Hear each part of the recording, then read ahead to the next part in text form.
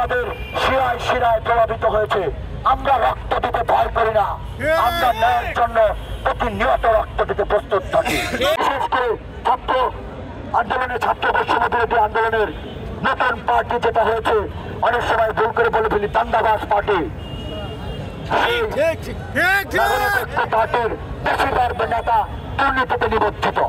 বাংলাদেশের 18 কোটি জনগণের বিএনপির দল এত জনগণের প্রতিনিধিত্ব করে সামান্য কিছু ভুল থাকতে পারে, কিন্তু 20-50 জনের দলে যদি 30-40 জন দুর্নীতিবাজ হয়, তারা কখনো বাংলাদেশের জনগণের প্রতিনিধিত্ব হতে পারে না। দেখেছেন একটি গুপ্ত সংগঠন যারা 16 বছর ছাত্রলীগের লুঙ্গির তলে, ছা তলে থেকে ছাত্রলীগের স্লোগান দিয়ে ছাত্র দলের সহযোদ্ধা লাশের বাইরে পড়ে দাঁড়িয়ে ছাত্রলীগের সাথে উল্লাস করেছে, তারা নাকি এই জুলাই আগস্টের আন্দোলনে কখনোই না, তাদের কোনো বীর যোদ্ধার প্রমাণ নাই। বাংলাদেশের আমার ঢাকা মহানগর পশ্চিম ছাত্র দলের একটি ওয়ার্ডের নেতার যে বিপ্লবী সংগ্রামের ভিডিও ফুটেজ প্রমাণ আছে, তা অনেক বড় বড় এইসব নামদারি নেতাদের নাই। নামে এক কোরআনদারকে ছিলেন, তারপর আন্দোলনের ভিডিও ফুটেজ দেখেছেন, দান্দাবাজি করতে এসেছে।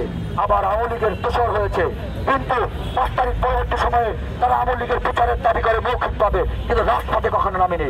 কিন্তু নতুন ছাত্র দলের রাজনীতিতে বর্তমান ছাত্র দলের সভাপতি জনাব রাকিবুল ইসলাম রাকিব, নাসিরউদ্দিন নাসির সহ সাধারণ সম্পাদক, ছাত্র দলের সাংগঠনিক অভিভাবকের বুদ্ধি পরামর্শ নির্দেশনায় বাংলাদেশ জাতীয়তাবাদী ছাত্র দল মার্চ ফর জাস্টিস, দর্শকের বিরুদ্ধে মানববন্ধন সহ সকল জনগণের প্রতি অন্যায়ের প্রতিবাদে রাজপথে নেমেছে।